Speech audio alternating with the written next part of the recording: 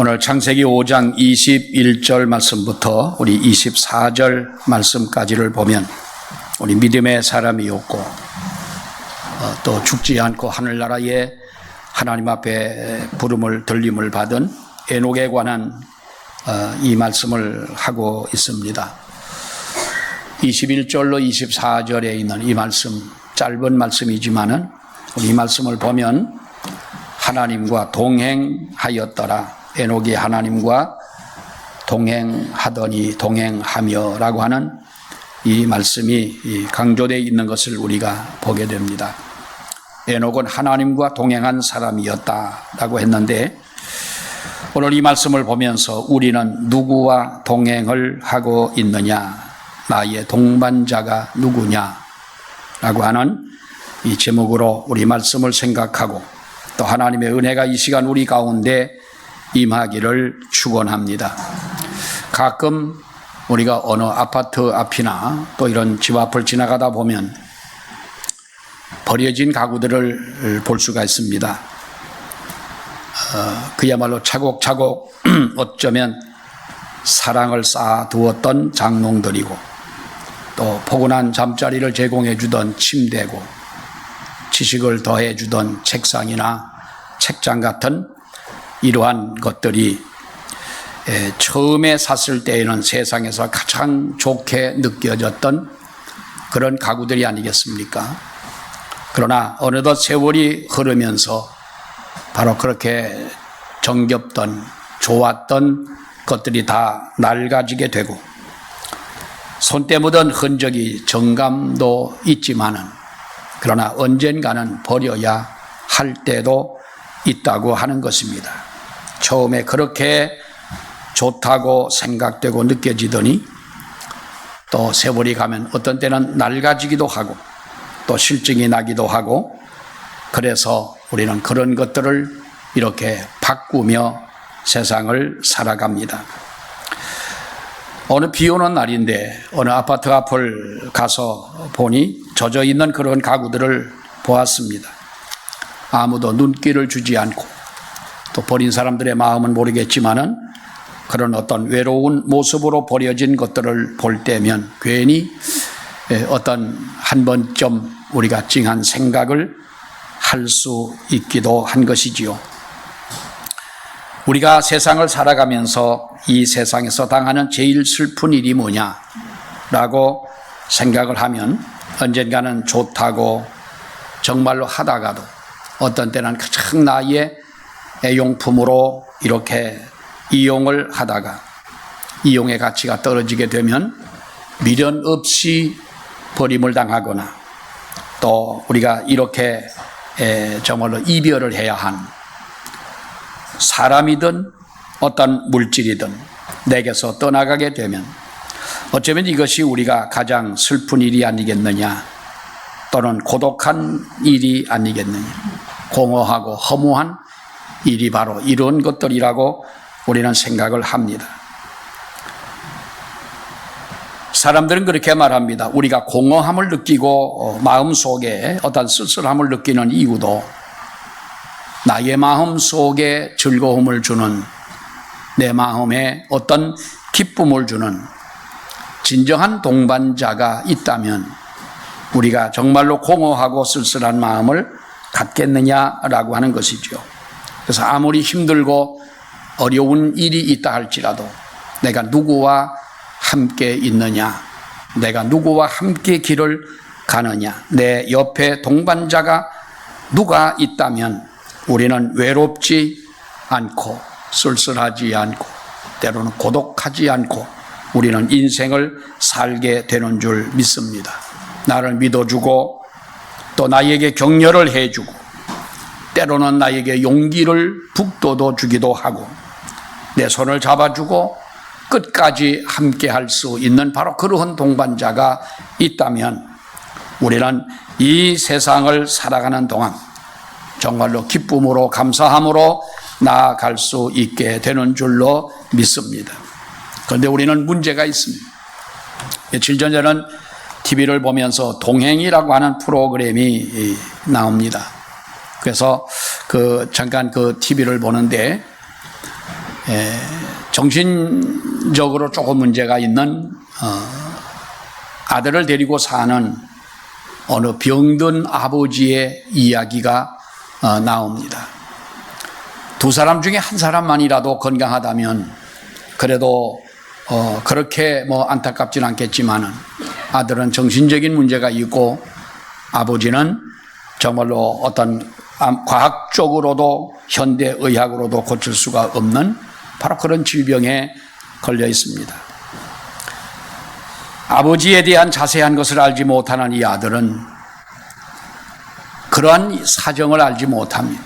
맛있는 걸 주면 좋아하고 재밌는 걸 보면은 기뻐하고, 그런데 깊은 생각을, 물론 모르겠습니다. 그 나름대로의 마음속에 어떤 생각을 가지고 있겠지만은 그런 가정이 소개가 되어집니다. 그래서 그 아버지가 이런 말을 합니다.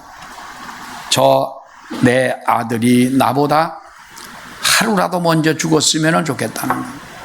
왜 그런가 하면 내가 죽고 난다면 저 아들이 살아가는 세상이 얼마나 힘들고 어렵겠느냐라는 거지요. 물론 우리나라의 복지가 그렇게 허술하지는 않지 않습니까? 그런 사람이라 하더라도 사회에서, 국가에서 책임을 지고 보호해주고 하는 건 사실이지만 그 아버지의 마음인 거지요. 그래서 저런 아들이 죽고 난 다음에 내가 그 다음 날 죽는다면 문제가 없겠다. 그 말을 하는 가운데도 아들은 그 뜻을 아는지 모르는지 전혀 개의치 않고 마냥 기쁜 얼굴로 아버지 하는 말을 쳐다보고 웃고 앉아 있는 겁니다. 어쩌면 그것이 우리가 이 세상에서 동행하는 우리들의 동반자, 바로 그 모습이 아니겠느냐.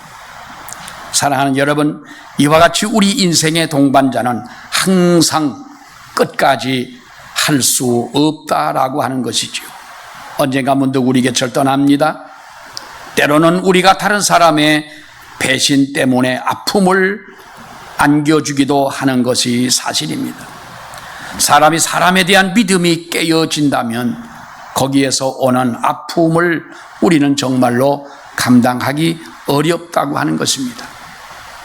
그래서 유명한 지도자가 이런 말을 했지요. 말리길 나서는 날 처자를 내맡기며 맘 놓고 갈 만한 사람, 그 사람을 그대는 가졌느냐. 온 세상 다 나를 버려도 마음이 외로울 때에도 저 사람이야 하고 믿어지는 그 사람을 그대는 가지고 있느냐. 탔던 배가 꺼지는 순간 구명대 서로 양보하면서 너만은 제발 살아달라고 할 그 사람을 그대는 가졌느냐. 불의의 사형장에서 다 죽어도 너희 세상 빛을 위해 저만은 살려두거라 일러줄 그 사람을 그대는 가졌느냐. 잊지 못할 이 세상을 떠나려 할 때에 저 하나 있으니 하며 빙긋이 웃고 눈을 감을 그 사람을 그대는 가지고 있느냐. 슬픈 시인지 아름다운 시인지는 모르겠습니다만 정말 우리는 이러한 사람을 가지고 있느냐. 만약에 이러한 사람이 내 곁에 있다면 이것은 아름다운 동행이 아닐 수가 없을 것입니다. 여러분, 정말 우리 삶 가운데 끝까지 아름다운 모습으로 동행할 수 있는 분이 과연 있을까요? 행복한 순간뿐만 아니라 가장 힘들고 어려운 순간, 끝까지 나를 배신하지 않고 나를 멀리하지 않고 나를 붙잡아주고 붙잡은 손을 놓지 아니하고 끝까지 나와 동행할 수 있는 나의 동반자가 과연 있겠느냐. 어쩌면 우리가 이 세상을 바라보면 소망이 없고 아무리 믿는 사람이라 할지라도 우리는 끝까지 그렇게 의지할 수 없지만은 여러분, 그러나 우리 주님은 우리와 함께 계시는 줄로 믿습니다. 지금도 바로 주님은 이 가운데 계시고 우리 주님은 지금도 우리와 동행하시고 우리와 함께 하시고 우리를 지켜주시고 그리고 우리를 인도해 주시는 분이다 하는 겁니다. 그러니까 어떤 분은 말했습니다. 예수 그리스도는 모두의 연인이자 친구이자 Holy Spirit, 우리의 영원한 나의 동반자. 우리는 우리 주님과 동행하는 사람들입니다. 우리의 동반자는 누구입니까? 여러분, 우리가 사랑하는 사람이 있고 나의 친구들이 있고 내 가족이 있고 그리고 우리는 교회에서 같은 모든 성도들이 있지만 나와 동행하는 바로 그 주님이 계시고, 그래서 우리는 주님과 동행하는 성도들, 주님의 가신 그 길을 따라가는 우리 성도 사람들을, 믿는 우리들을 바로 성도라 그렇게 여러분 이야기하지 않습니까? 찬송가 259장에 보면은 가사에 그렇게 쓰여져 있지요. 예수 십자가에 흘린 피로서 그대는 씻기어 있느냐. 주 예수와 밤낮으로 늘 함께 그대는 행동을 하느냐. 아무 때나 어디서나 그대는 십자가 붙들고 있느냐. 예수 그리스도와 아무 때나 어디서나 우리는 주님과 함께 동행하느냐라는 것입니다. 밤낮으로 어느 한 순간도 우리를 떠나지 않는 그 주님과 함께 우리는 지금 동행을 하고 있느냐라고 하는 것입니다. 그 사람을 알려면 그 사람의 친구를 보라고 그랬습니다. 서양 속담이긴 합니다만 그 사람이 어떤 사람인지 알려면 그 사람의 친구를 봐라. 함께 있는 친구들을 보라는 거지. 그러니까 사람들은 가끔 우리가 내 친구들을 소개하고 자랑할 때가 있습니다. 내 친구들 중에는 이런 친구들이 있는 거야. 만약에 자기 친구들이 남자들 가운데 이런 불량한 사람, 조폭들, 이런 사람들만 내 친구들이 다 있다면 여러분 그 사람은 어떤 사람이겠어요? 그 친구들과 비슷한 사람일 것이고, 아마도 친구들 가운데 사기꾼만 있다면 그 사람도 역시 비슷한 사람이 아니겠습니까? 내가 지금 누구와 동행을 하고 있느냐? 주님과 함께 우리가 동행하는 이 길을 가는 저와 여러분들은 은혜 받은 사람들이요, 하나님의 복을 받은 사람이 아닐 수가 없습니다. 우리는 세상 끝날까지 나를 붙드시는 주님과 함께 이제 동행하는 우리들이라는 것을 확신하고, 우리가 정말로 마음속에 믿고, 그리고 우리는 이 어떻게 보면은 주님과 함께 할 수 있다고 하는, 함께 간다고 하는 이 자존심이 우리 가운데 있어야 되는 줄로 믿습니다. 그러나 중요한 것은 여러분, 우리가 한번 생각해 봐야 할 문제가 있다면 내가 지금 어떻게 그 주님과 동행을 하고 있느냐라는 거예요. 내가 그 주님과 어떻게 동행을 하느냐. 두 부류의 사람들을 봅니다. 우리는 그 중에 하나가, 우리 누가복음 2장 44절을 보면 우리 예수님이 세상에 오셨다는 말씀을 하고 그 다음에 예수님에 대한 기록이 별로 없습니다. 그런데 예수님이 12살이 되던 때에 누가복음 2장에 보면은 부모님과 함께 예루살렘에 유월절을 지키기 위해서 올라오셨던 그 말씀이 기록이 되어 있죠. 그런데 예수님은 예루살렘에 유월절을 지키러 왔다가 바로 거기에 있는 사람들과 선지자들과 이야기를 하고 있는데, 부모님들은 예루살렘을 떠나서 고향으로 내려갑니다. 얼마를 갔습니까? 하루 종일 가면서 누가복음 2장 44절의 말씀을 보게 되면 이런 말이 있습니다. 동행 중에 있는 줄로 생각하고, 예수님이 동행 중에 있는 줄로 생각하고, 지금 예수님이 내 곁에 있는 줄로 생각하고, 예수님이 나와 함께 가고 있는 줄로 생각하고, 예수님의 그 부모들이 하룻길을 갔다는 거예요. 여러분, 지금 상상을 해보면 이게 이해가 잘 가지 않는 이야기 아니겠습니까? 더더구나 요즘에는 우리가 그럽니다. 어떤 분이 저에게 핸드폰을 이렇게 보니까 전화를 5번을 했어요. 이 시간을 이렇게 보니까 1분이 있다 하고 또 바로 하고 또 하고 5번을 이렇게 했어요. 그런 전화를 들여다보고 있다가 다시 답을 해주려면 조금 미안한 생각도 들어요. 저보다 또 연세도 많으신 분인데, 그래서 전화를 했더니 아이고 죄송합니다. 저는 항상 죄송해요. 아마 저한테 전화해 보신 분들은 아마 제가 잘 전화를 안 받는다, 목사님이. 제가 전화를 잘 안 받는 건 아닌데요. 이 전화가, 내 전화는 이상하게 소리가 안 나요. 조용해가지고 내가 어떤 때는 들고 있으면서도 이거를 봐야만 전화가 오는 걸 느낄 때가 있는데, 전화를 했어요. 무슨 일이 있으십니까? 그랬더니 그쪽에서 하시는 말씀이 5번씩 했으니 얼마나 답답했고 그랬겠어요. 목사님 계시면 커피 마시러 가려고요. 그 전화를 하시려고 5번을 하신 거예요. 지금 어디 계시냐고. 제가 그 전화를 잠깐 두고 있는 바람에 못했는데 지금 오시죠. 만약에 자녀들이 부모님에게 전화를 했는데 전화를 받지 않습니다. 한 번 해도 안 받고 2번 해도 안 받습니다.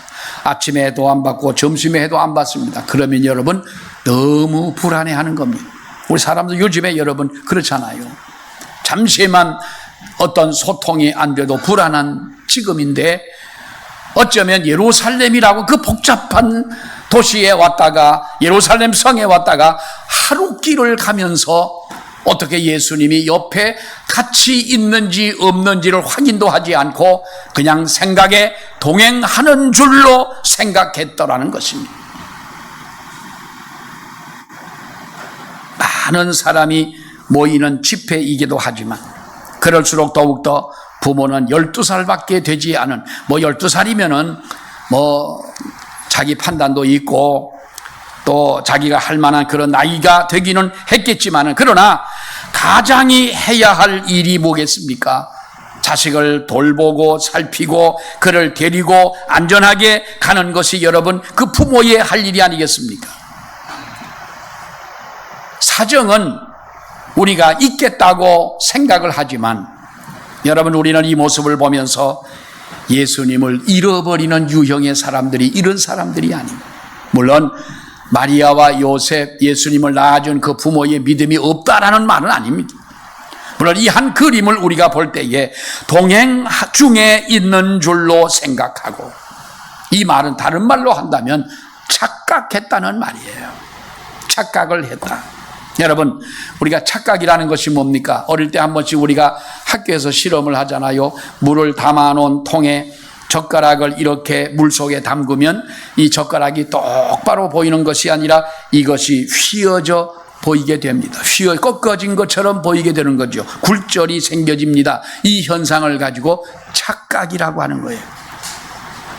며칠 전 중국의 산동성이라는 곳에 뉴스가 나옵니다.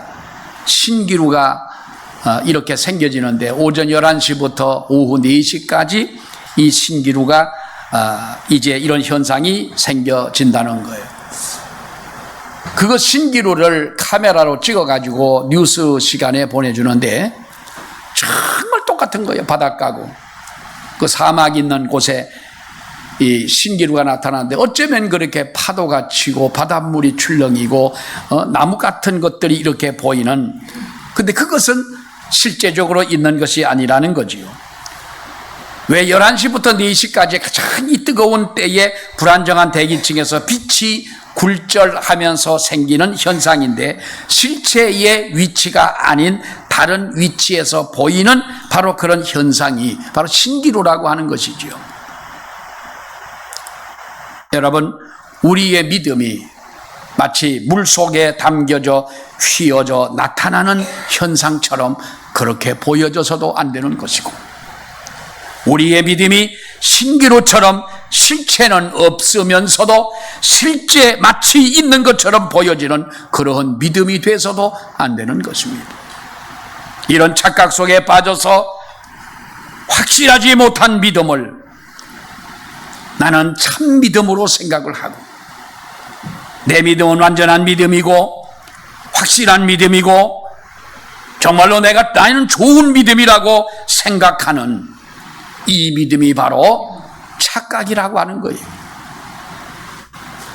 나와는 주님이 함께 동행하는 줄로 생각하는, 그리고 나는 하나님 나라에 넉넉히 들어갈 수 있는 어떤 자신감이 있는 사람처럼, 여러분, 예수님은 말씀하지 않습니까? 누구라도 입으로 주여 주여 하는 자마다 천국에 다 들어가는 것이 아니라 하늘에 계신 내 아버지의 뜻대로 행하는 자라야 천국에 들어간다. 좀 표현이 그렇습니다마는 착각하고 사시지 마시길 바랍니다.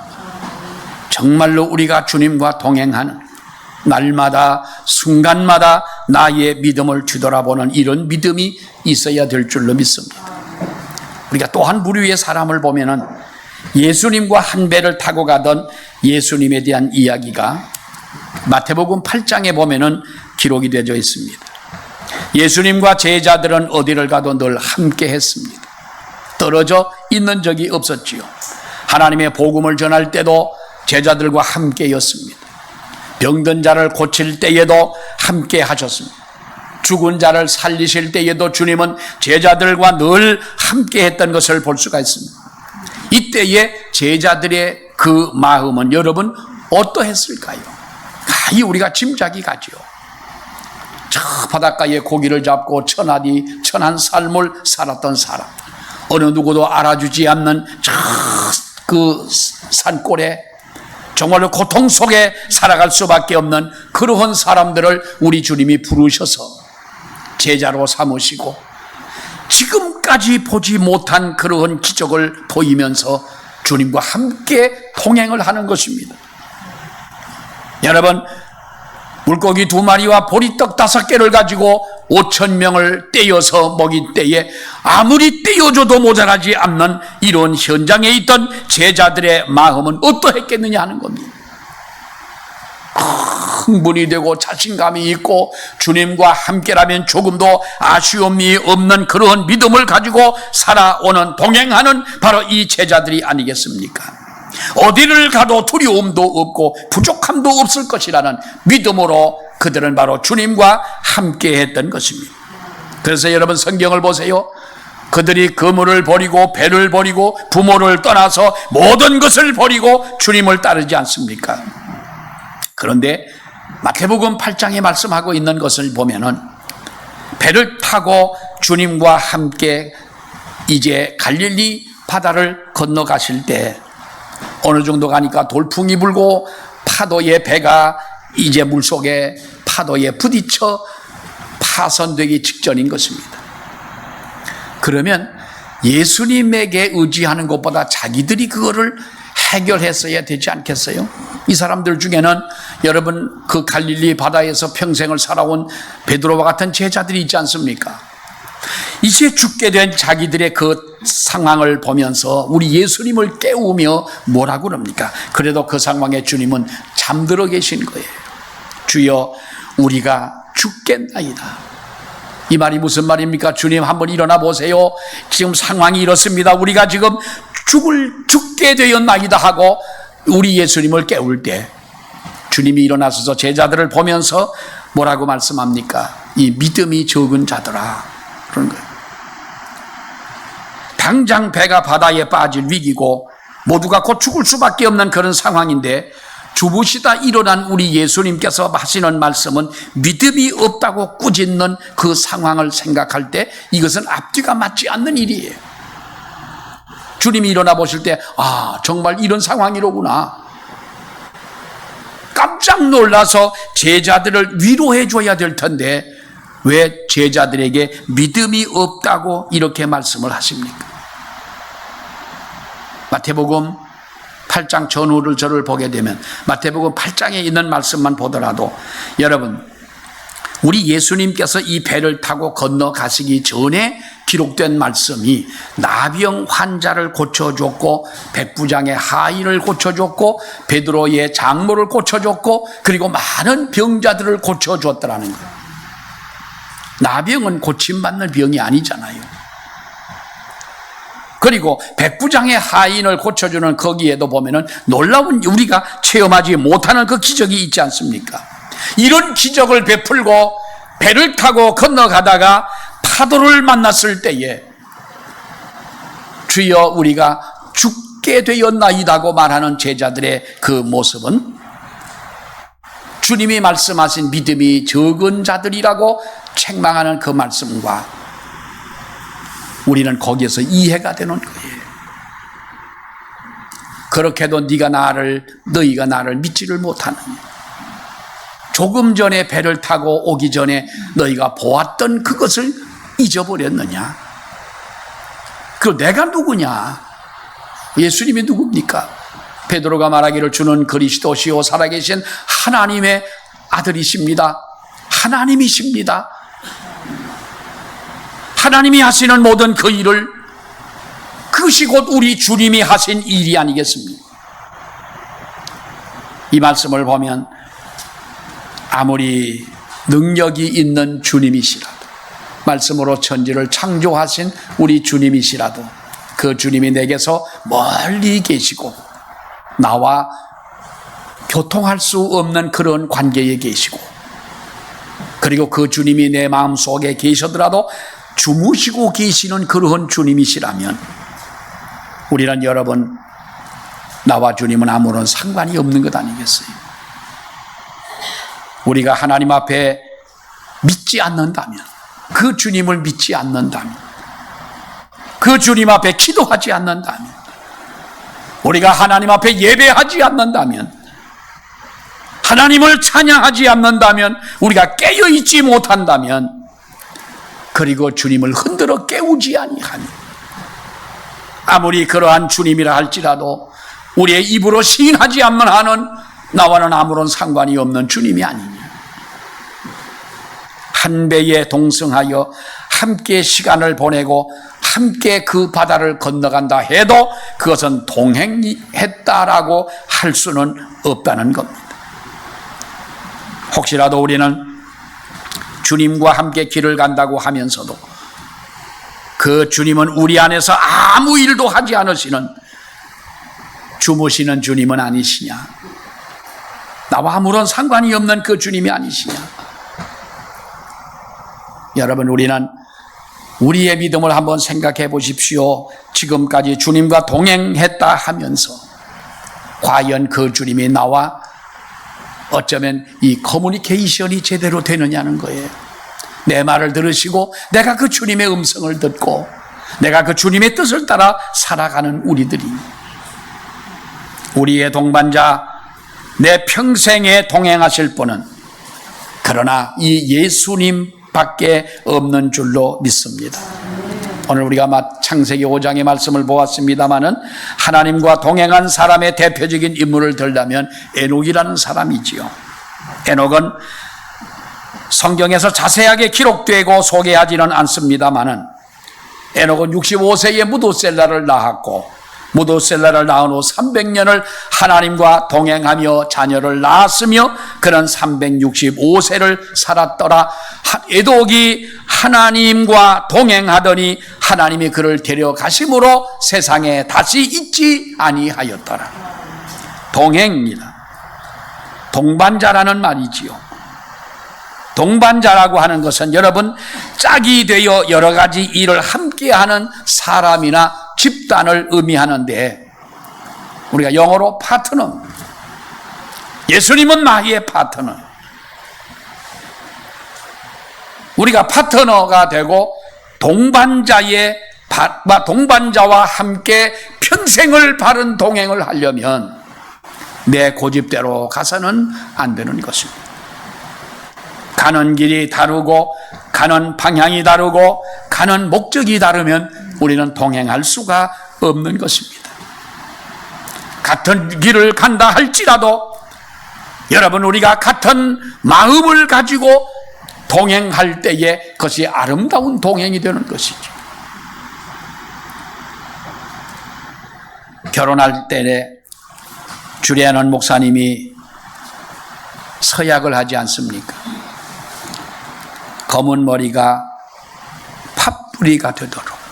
근데 요즘은 그런 말 안 한다고 그래요. 30대만 지나도 팥뿌리가 되고, 그래서 옛날에는 팥뿌리는 뭐 늙어서 오는 줄 알았는데, 그래서 그렇게 얘기를 합니다마는 정말로 하나님이 짝지어 주신 것을 사람이 결코 나누지 못할지니라. 기쁠 때나 아플 때나 병들었을 때나 남편의 의무를 다하겠느냐, 아내의 의무를 다하겠느냐 그러면 예라고 대답을 합니다. 어떤 사람은 6개월 살다 이혼하고, 어떤 사람은 1년 살다 이혼하고, 3년 살다 이혼하고, 이혼을 합니다. 이혼하는 사람들에게 왜 이혼했냐 물어보면 이구동성으로 똑같이 하는 말이 성격이 안 맞는다는 거예요. 어쩌면 같은 마음과 같은 뜻이 아니라는 거예요. 같은 길을, 같은 방향을 보고 간다 할지라도 생각이 다르고 뜻이 다르고 우리가 목적이 다른 삶을 가지고 살아간다면 우리는 바른 동행을 할 수가 없는 거예요. 서울 같은 거리에 가서 여러분 길을 가보십시오. 길을 걷다 보면 같은 방향으로 나란히 걷는 사람들이 얼마나 많습니까? 그렇다고 우리는 그런 사람들과 동행했다라고 말하지 않습니다. 제각기 자기의 갈 길을 갈 뿐인 것입니다. 신앙생활을 하면서도 하나님과 동행을 한다는, 여러분, 이 삶이라고 하는 것은 하나님의 뜻을 따라 살아가는 것을 의미하는 겁니다. 내 생각으로, 내 뜻대로, 내 고집대로, 그리고 고쳐지지 않은 내 습관대로 행하면 우리는 하나님과 동행했다 할 수는 없을 겁니다. 이렇게 에녹은 하나님과 동행을 했다는 거예요. 동행을 하려면 우리가 속도를 맞춰야 됩니다. 신앙생활에 왜 우리가 실패하는 줄 압니까? 주님의 행보에 나의 속도를 맞추는 것이 아니라 자신의 행보대로 우리가 신앙생활을 하기 때문에 신앙생활하다 실패하는 거예요. 남녀가 데이트를 합니다. 나란히 길을 걸어가잖아요. 데이트하는데 남자는 저만큼 가고 여자는 저 뒤에서 그 뾰족한 신발 신고 이렇게 따라가는 이런 모습은 없잖아요. 누군가가 자기의 상대방의 그 속도에 맞춰서 갈 때에 우리는 그것이 아름다운 남녀의 걸음이고 데이트하는 사람들 아니겠어요? 근데 늙다 보면 안 그러더라고요. 근데 늙고 나면요, 남자들의 걸음이 빠른 것 같은데 꼭 남자들은 뒤따라가는 거예요. 여자들은 허리가 꼬부라져도 저만큼 먼저 가고, 시장 가보세요. 남자들은 꼭 뒤에서 보따리만 들고 우중충해가지고, 여자분은 그래도 뭐 늙어도 용감하고 씩씩하게 가는데, 여러분, 누군가 상대방의 속도에 자신의 속도를 맞춰주라는 거예요. 하나님보다 앞서지 말고 하나님보다 뒤서지 마라 그랬잖아요. 이것이 바로 동행이라는 거예요. 동행은 같이 가는 거예요. 하나님보다 앞서지 말라는 말은 기도 없이, 생각 없이, 믿음 없이 자기 뜻대로 행하지 말라는 거예요. 기도해보고 하나님의 그 템포에 맞춰서 가는 것이 동행이에요. 하나님보다 뒤처지지도 말라는 말입니다. 하나님이 이렇게 말씀했으나 전혀 요동도 없이 있다면, 여러분, 이것은 하나님과 동행하는 사람의 진정한 모습이라 할 수는 없습니다. 우리의 영원한 동반자는 주님이십니다. 나의 손을 잡고 함께 가시는 분은 바로 우리 예수님이신 줄로 믿습니다. 우리는 언젠가는 좋았다가 언젠가는 버려지는 그러한 물건처럼 하나님이 우리를 그렇게 버리시는 하나님은 결코 아니에요. 내가 의지했는데 의지했던 그 사람이 훌쩍 내 곁을 떠나가 버리는 영원한 동반자가 될 수 없는 그러한 관계도 아닌 것입니다. 주님은 우리와 함께 하는 줄 믿으시기 바랍니다. 우리를 버리시지 않는 주님이심을 믿으시길 바랍니다. 지금도 우리의 손을 잡고 가시는 주님이신 줄 믿습니다. 이 주님을 잃어버리지 말고, 이 주님이 우리의 심령 속에서 잠잠한 우리 주님이 아니라 지금도 나와 함께 동행하신 그 은혜가 우리 가운데 있기를 축원합니다. 기도하겠습니다. 하나님 은혜를 감사합니다. 에녹이 하나님과 동행하며 하나님이 그를 부르실 때까지 정말로 주의 말씀을 따라 순종했던 것처럼 우리가 주님과 동행하기를 아버지여 원합니다. 끝날까지 우리의 모든 삶을 책임지시고 우리의 삶을 인도하시며 붙잡아 주시는 그 주님과 동행하기를 원합니다. 아버지 하나님, 우리가 주님의 말씀에 순종하며 주님과 함께 우리의 모든 생을 살아갈 수 있는, 승리하며 나아갈 수 있는 우리 모든 성도들 되게 하여 주시옵소서. 예수님 이름으로 기도하옵나이다. 아멘.